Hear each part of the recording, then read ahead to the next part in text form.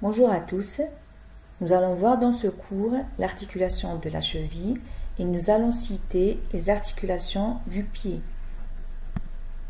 Je commence par l'introduction. Voilà, ce schéma représente l'articulation de la cheville qui met en contact les deux os de la jambe avec le talus.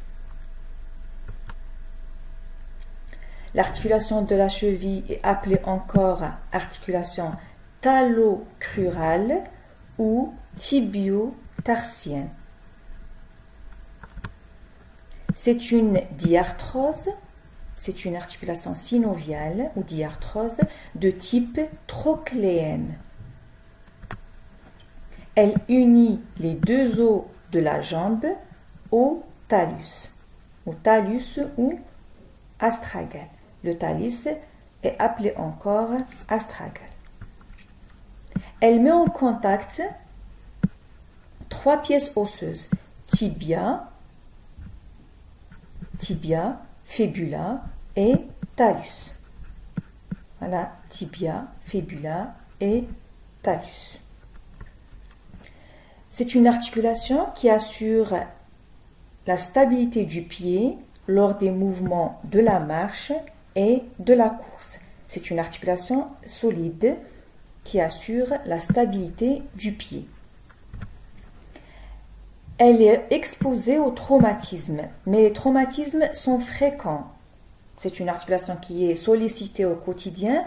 Donc elle est touchée, elle peut être le siège de traumatismes dans les entorses.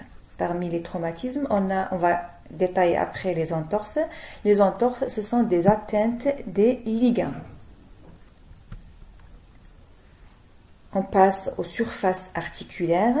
Les surfaces articulaires sont représentées par, premièrement, en haut, par la surface articulaire tibiofibulaire, ça, représentée par la mortaise tibiofibulaire.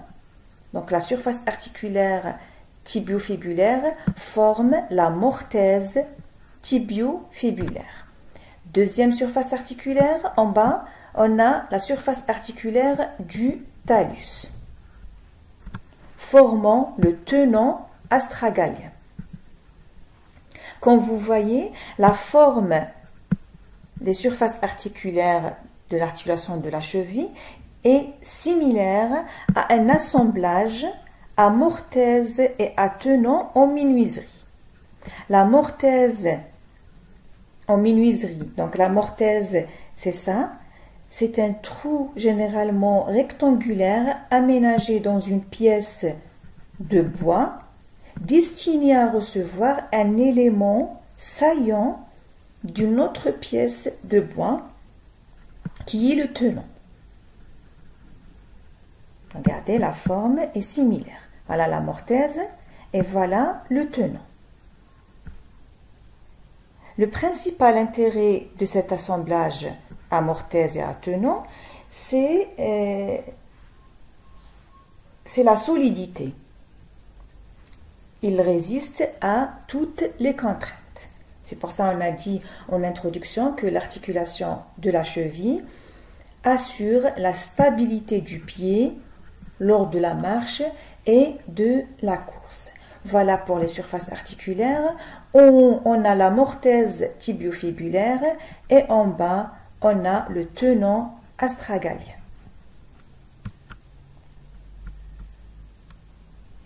On commence par la surface articulaire tibiofibulaire, qui est la mortaise tibiofibulaire. Allongée transversalement, cette surface articulaire est allongée de droite à gauche. Elle est allongée transversalement et répond au corps du talus. Cette surface, elle répond au corps du talus. Elle présente, comme vous voyez, trois surfaces articulaires, 1, 2 et 3. Une paroi latérale, une paroi supérieure et une paroi médiane.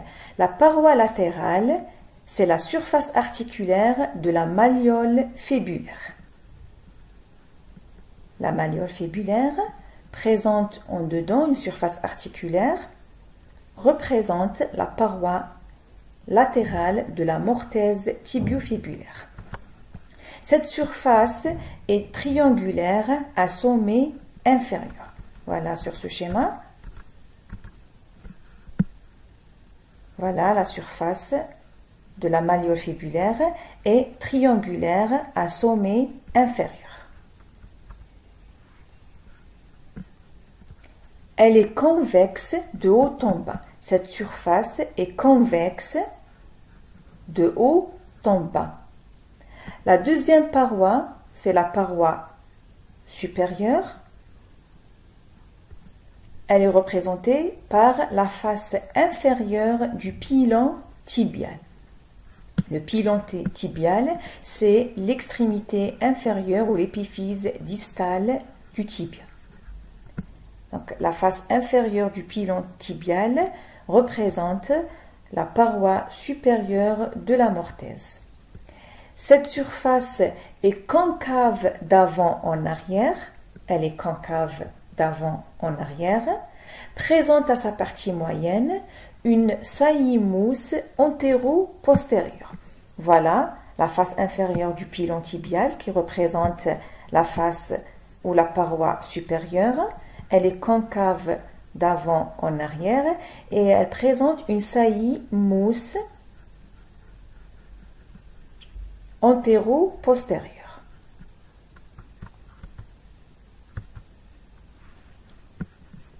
La troisième partie, ou la troisième paroi, c'est la paroi médiale. La paroi médiale, c'est la surface articulaire de la malléole tibiale. La surface articulaire de la malléole médiale ou de la malléole tibiale, c'est une surface qui est verticale. Voilà les trois surfaces, les trois parois de la mortaise tibiofibulaire. Une, c'est la surface articulaire de la malléole fibulaire. Deux, c'est la face inférieure du pilon tibial ou la face inférieure de l'épiphyse distale du tibia. Et la paroi médiale, c'est la surface articulaire, voilà, de la malléole tibiale. Les trois forment la mortaise tibiofibulaire. Du côté du talus ou de l'astragale, on a le tenon astragalien. Le tenon astragalien qui répond, qui est en contact avec la mortaise tibiofibulaire, correspond à la partie supérieure du corps du talus. Le tenon astragalien correspond à la partie supérieure du corps du talus, parce que le talus est un os court qui est formé par trois éléments, corps, col et tête. Le tenon astragalien concerne la partie supérieure du corps du talus. Il présente aussi trois facettes, latérales, une, supérieure et médiale.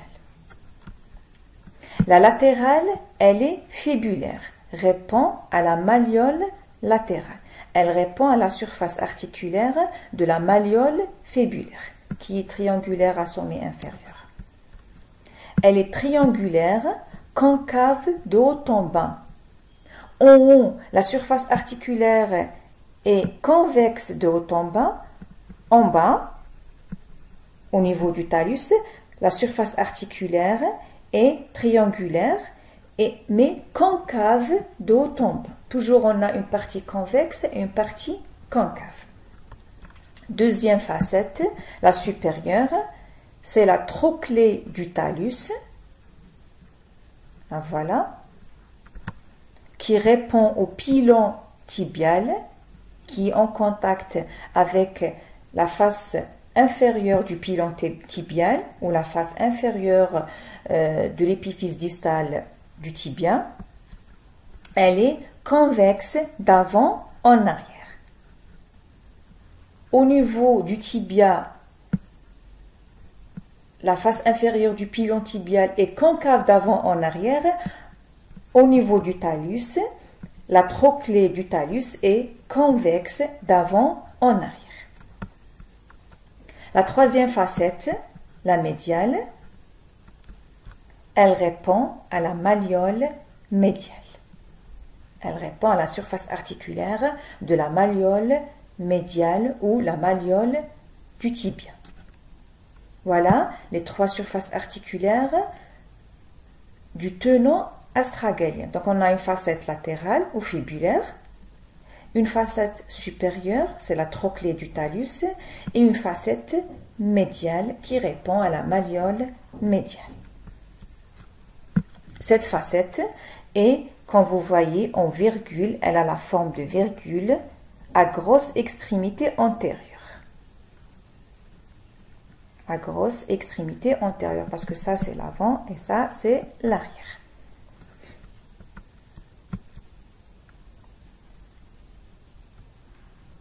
Voilà ici les surfaces articulaires du talus, le tenon astragalien, une vue latérale du talus, voilà son corps, son col et sa tête, la facette latérale, la voilà, qui répond à la malléole fibulaire, la trochlée du talus, celle-ci, qui répond à la face inférieure du pilon tibial, et la facette médiale en virgule à grosse extrémité antérieure, celle-là, qui répond à la malléole médiale.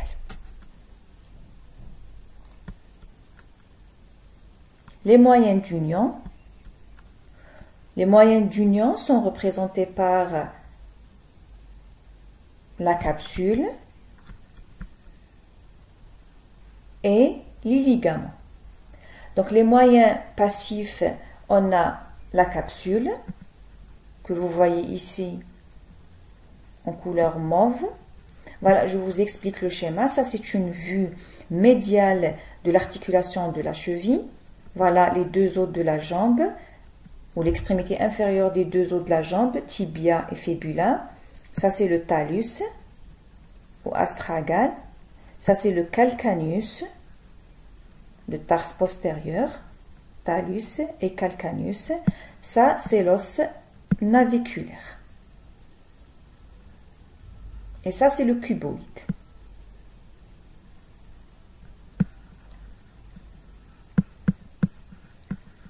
Ici, on a une vue postérieure de l'articulation de la cheville, tibia, fibula, talus, calcaneus.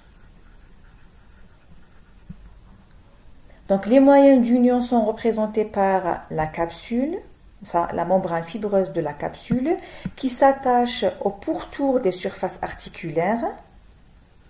La capsule toujours, ou la membrane fibreuse de la capsule, elle s'attache ou elle se fixe au pourtour des surfaces articulaires. C'est un manchon fibreux, mince en avant et en arrière et épaisse. Le manchon est mince en avant et en arrière et épais sur les côtés.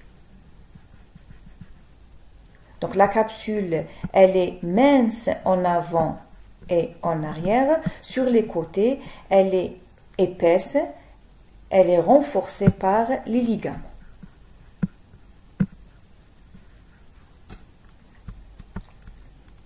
Les ligaments, les deuxièmes moyens d'union, les ligaments passifs, sont en nombre de 5. On a un ligament latéral interne, un ligament latéral externe, un ligament fibulo-astragalo-calcanien, un ligament antérieur et un ligament postérieur. Donc les ligaments passifs sont en nombre de 5. Je commence par le ligament latéral interne. Logiquement, on le voit sur une vue médiale. Un plan superficiel. Le plan profond, il est appelé encore ligament tibio-astragalien.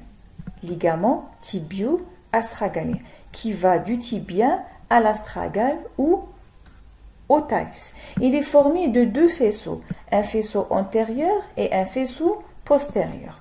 Le faisceau antérieur s'étend de la malléole médiale à la face médiale de l'astragale. Le faisceau postérieur s'étend de la malléole médiale à la face postérieure de l'astragale.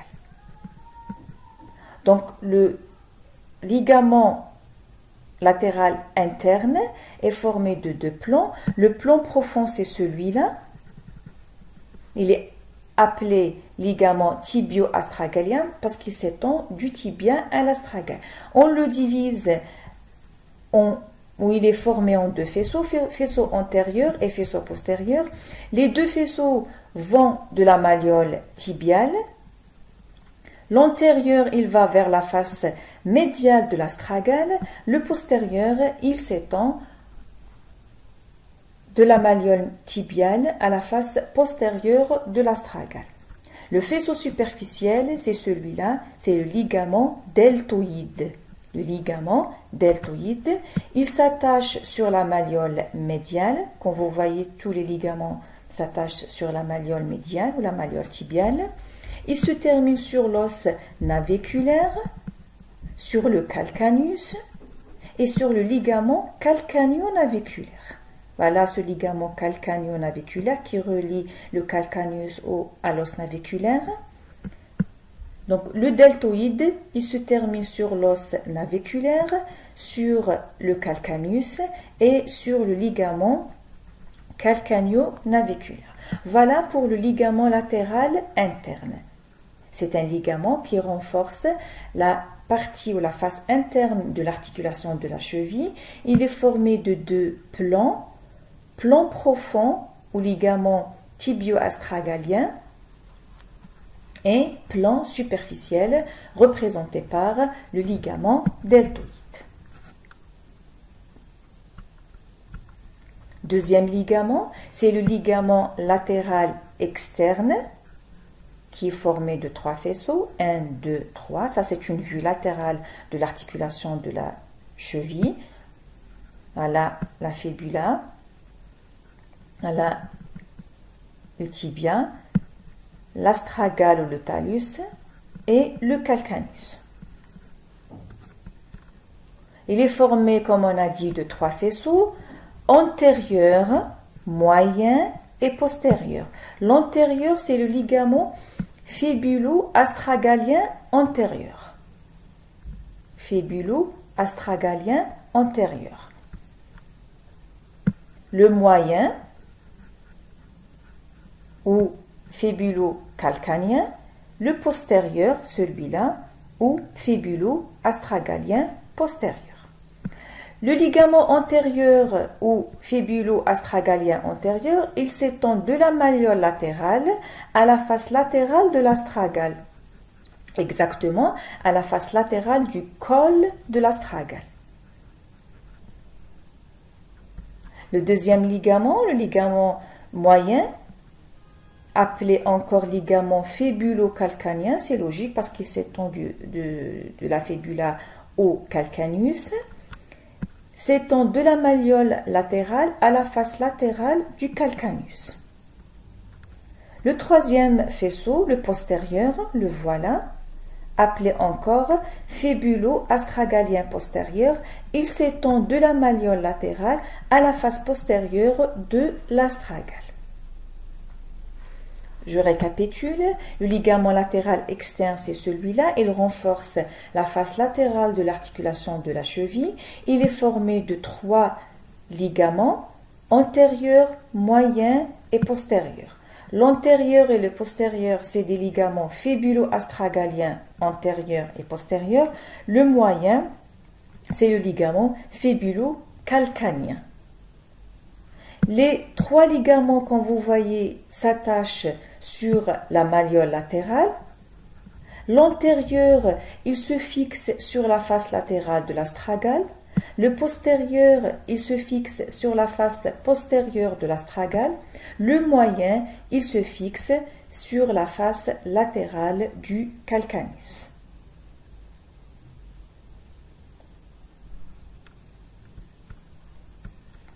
Troisième ligament, c'est le ligament fébulo-astragalo-calcanien. Ligament fébulo-astragalo-calcanien. Comme son nom indique, il relie la fébula à l'astragale et au calcaneus. C'est un ligament qu'on trouve en arrière. Voilà, ça c'est la capsule en mauve. C'est un ligament et inconstant. C'est-à-dire on peut ne pas le trouver. Il s'attache sur la malléole latérale, la malléole fébulaire, et se termine sur le talus et le calcaneus. Ça, c'est une vue postérieure de l'articulation de la cheville. Toujours les ligaments passifs. On termine par les ligaments antérieurs et postérieurs. Ligaments antérieurs et postérieurs. Ça, c'est une vue antérieure de l'articulation de la cheville et ça, c'est une vue postérieure. Tibia, fébula et astragale ou talus.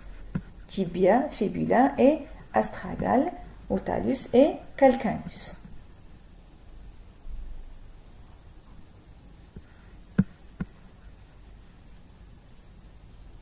Le ligament antérieur et postérieur, ce sont des renforcements inconstants de la capsule articulaire. Ce sont des renforcements, voilà, inconstants de la capsule articulaire. On a dit que la capsule articulaire est mince en avant. Ici, on ne la voit pas, elle est réséquée, elle n'est pas en place. La capsule. On voit juste le ligament antérieur. C'est un renforcement de la capsule, mais qui est inconstant. Ici, le ligament postérieur, il renforce en arrière la capsule articulaire. Ça, c'est pour les moyens d'union passifs. On passe aux moyens d'union actifs. Généralement, les moyens d'union actifs sont représentés par les tendons des muscles qui sont proches de l'articulation. Voilà, ici on a une vue postérieure de la jambe, des muscles de la jambe. Ça c'est le plan superficiel et ça c'est le plan profond. Ici on a une vue antérieure des muscles de la jambe. Voilà le tibia et la fébula et les muscles de la loge antérieure et la loge latérale de la jambe. Parmi les moyens d'union, on a le tendon d'Achille ou le tendon calcanien du muscle triceps sural. Les muscles de la jambe sont répartis en 3 loges, loge antérieure, loge latérale et loge postérieure. La loge postérieure, c'est la loge des fléchisseurs. On a un plan profond, les muscles fléchisseurs, et un plan superficiel représenté par le muscle triceps sural. Ce muscle se termine par un tendon qui se termine sur le calcaneus, c'est le tendon d'Achille ou le tendon calcanien. Ce tendon représente un ligament actif de l'articulation de la cheville. Deuxième ligament actif, on a les muscles fléchisseurs. Les muscles fléchisseurs aussi, leurs tendons représentent des ligaments actifs de l'articulation de la cheville. Le court et le long fébulaire, c'est des muscles qui appartiennent à la loge latérale des muscles de la jambe. Et on a les muscles extenseurs, c'est des muscles qui se trouvent au niveau de la loge antérieure. On a le long extenseur de l'hallux et le long extenseur des orteils. Donc les tendons de ces muscles, tendons d'Achille, tendons des muscles fléchisseurs, tendons du long et court fébulaire et tendons des muscles extenseurs représentent ou forment les ligaments actifs de l'articulation de la cheville. La synoviale, voilà ce schéma représente une coupe frontale de l'articulation de la cheville. On a la coupe frontale des deux épiphyses distales du tibia et de la fibula et la coupe frontale de l'astragale, du corps de l'astragale. Voilà la mortaise tibiofibulaire et le tenant astragalien. On a ici la capsule ou la membrane fibreuse de la capsule qui est tapissée en dedans par la synoviale. Ici on a la cavité articulaire qui est remplie du liquide synovial. Donc la synoviale tapisse, quand vous voyez la face profonde de la capsule, elle donne un prolongement supérieur qui forme un cul-de-sac entre le tibia et la fibula. La membrane synoviale tapisse la face profonde de la membrane fibreuse de la capsule et elle donne en haut un repli, comme vous voyez, entre le tibia et la fibula. C'est le cul-de-sac tibio-fibulaire. L'anatomie fonctionnelle ou les mouvements de l'articulation de la cheville, c'est une trochléenne, donc elle présente un seul degré de liberté. Elle permet les mouvements de flexion et extension. Bien sûr, les mouvements se font autour d'un axe transversal dans un plan sagittal. Les mouvements de flexion et extension se font dans un plan sagittal autour d'un axe transversal. On a la flexion dorsale ou la flexion proprement dite, c'est la dorsiflexion, et on a la flexion plantaire, c'est l'extension. La flexion dorsale, c'est celle-ci. Elle rapproche la face dorsale du pied à la face antérieure de la jambe. C'est la flexion proprement dite. On définit toujours la flexion par la fermeture, le mouvement qui ferme l'angle ou qui ferme l'articulation. Donc ça, c'est la vraie flexion. Elle est appelée flexion ou flexion dorsale ou dorsiflexion.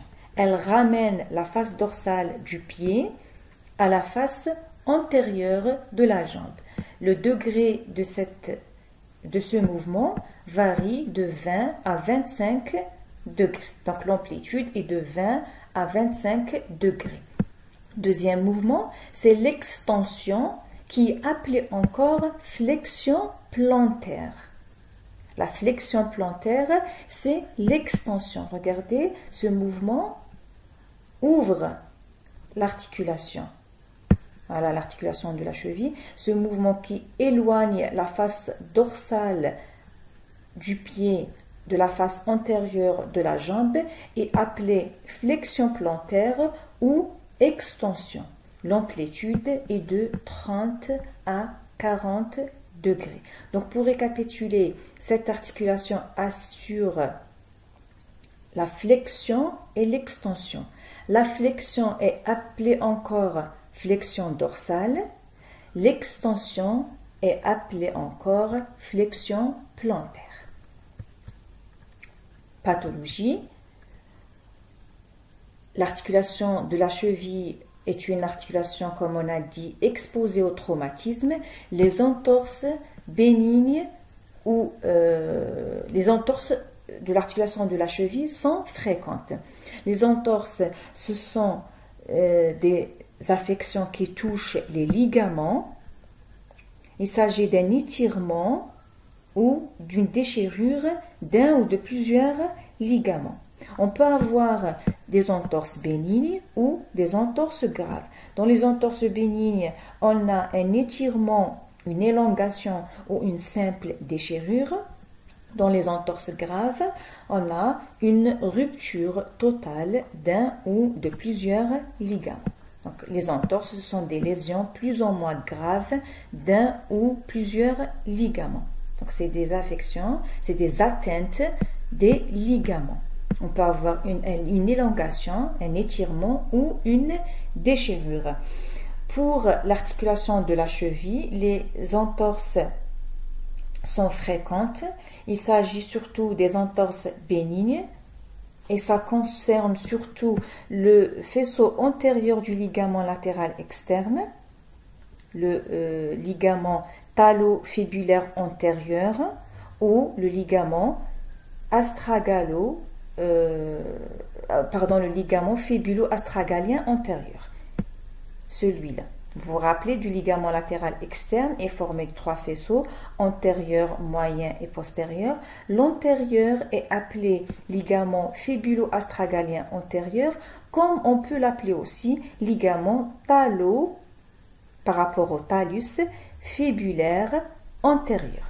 Donc, on a dit que les entorses de la cheville sont fréquentes et bénignes. Ça concerne surtout un des faisceaux du ligament latéral externe, c'est surtout le faisceau antérieur.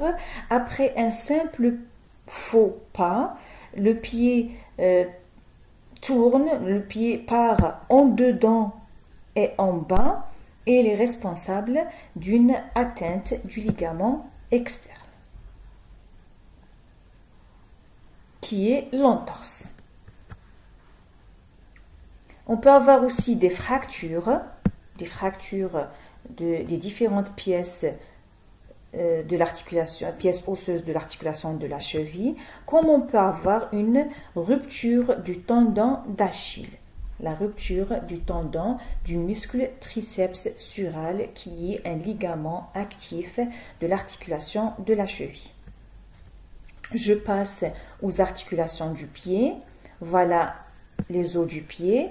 On a le calcaneus ou le calcaneum, le talus ou l'astragale, l'os naviculaire qui est appelé encore l'os scaphoïde, l'os cuboïde, les 3 cunéiformes, le médial, l'intermédiaire et le latéral, les métatarsiens, premier, deuxième, troisième, quatrième et cinquième, et les phalanges proximales, moyennes et distales.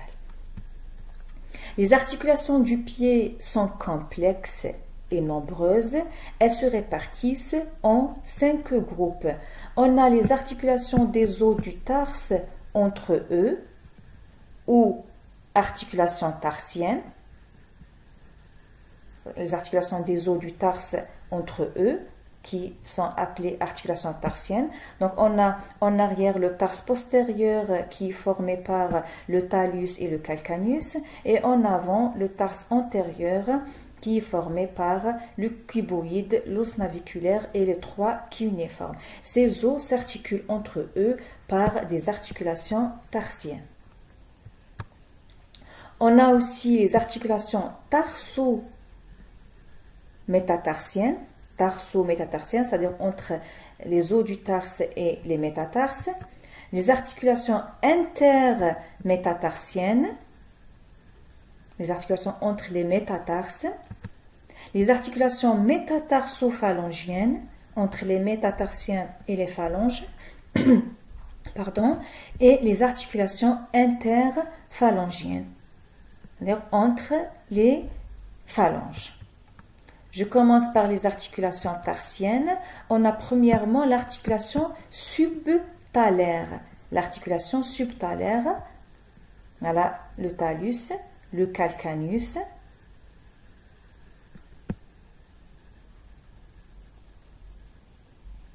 l'os naviculaire, le cunéiforme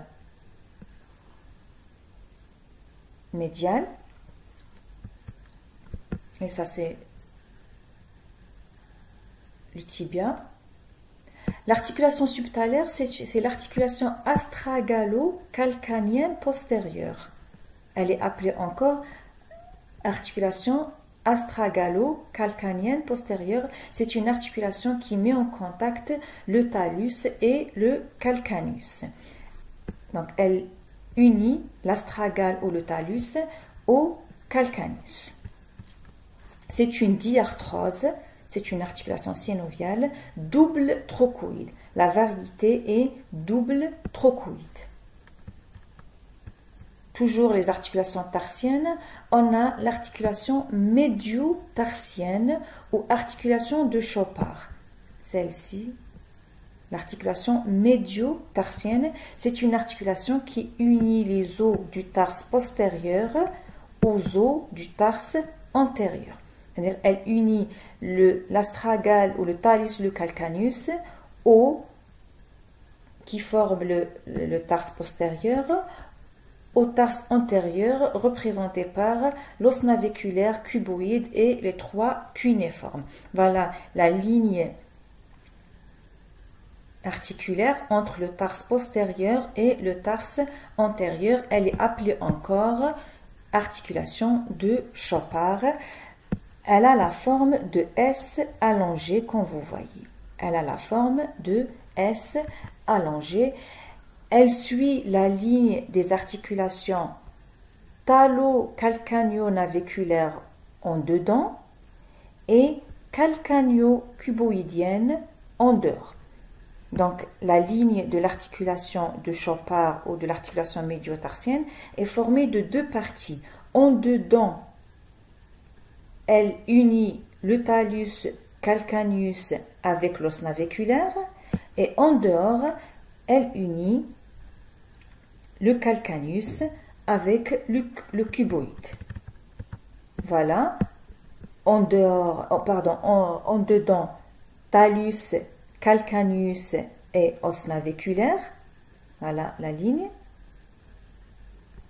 Et en dehors, on a le calcaneus avec le cuboïde.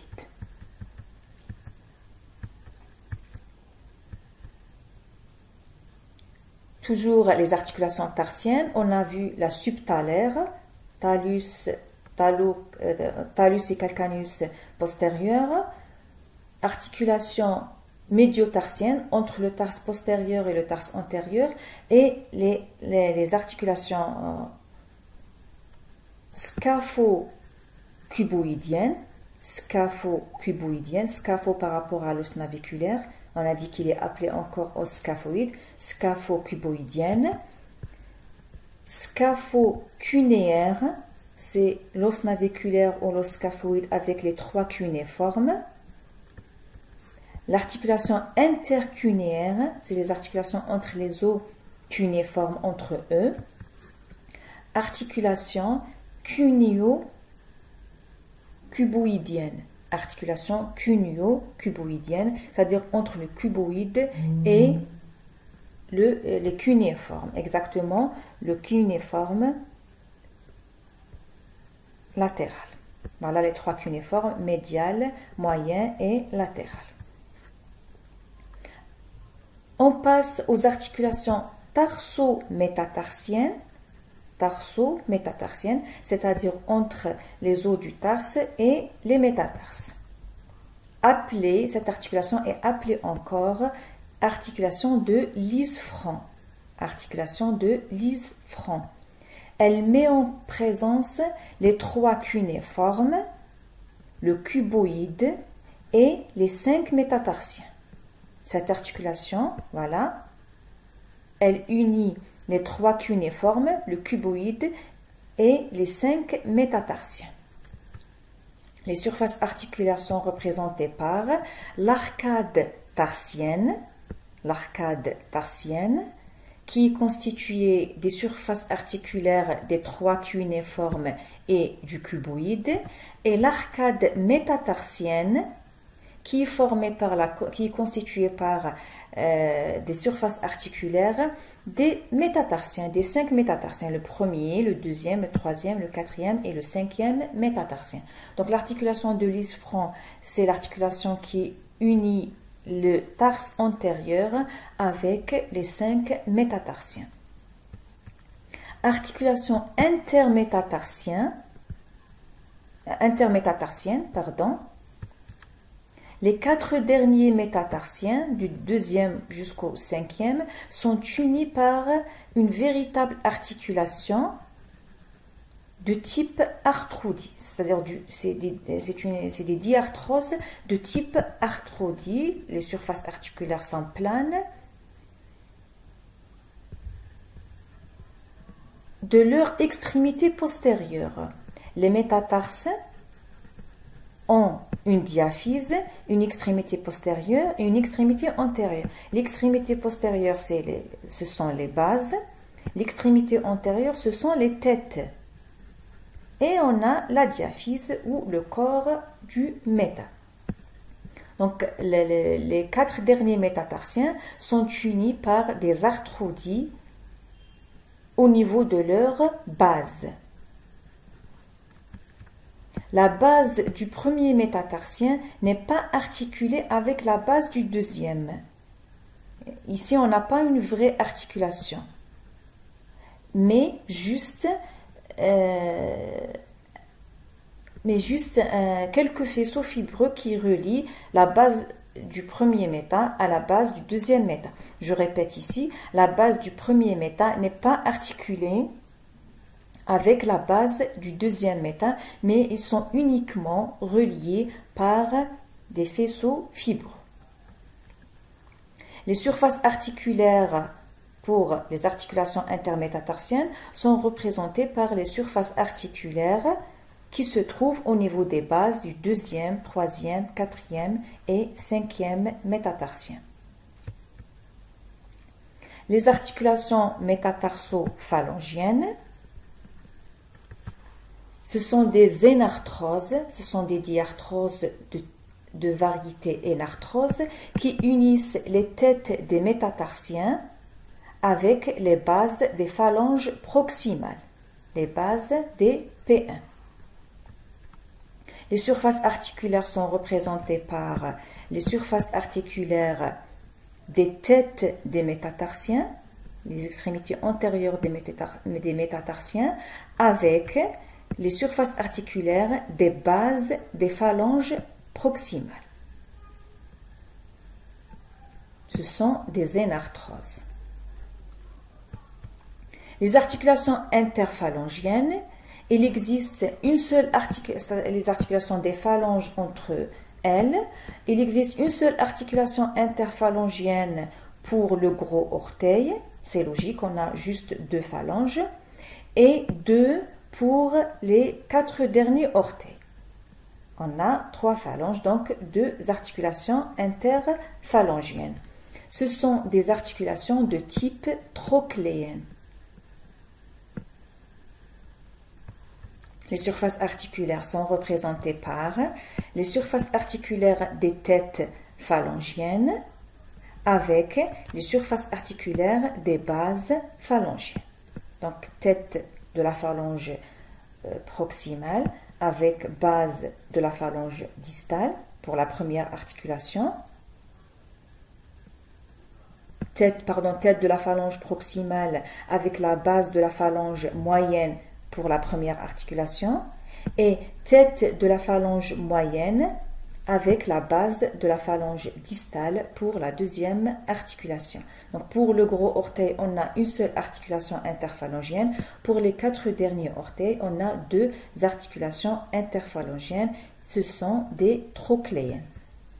L'anatomie fonctionnelle, donc toutes ces articulations, les articulations du pied, permettent 2 types de mouvements.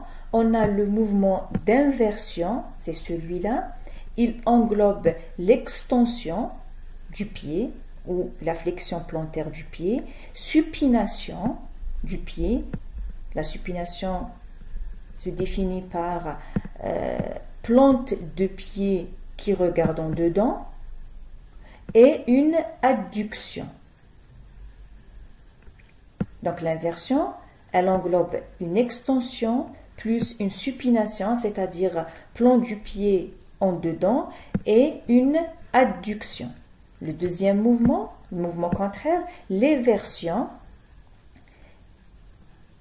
on a une flexion ou flexion dorsale, dorsiflexion, avec pronation, la plante du pied regarde en dehors, avec une abduction.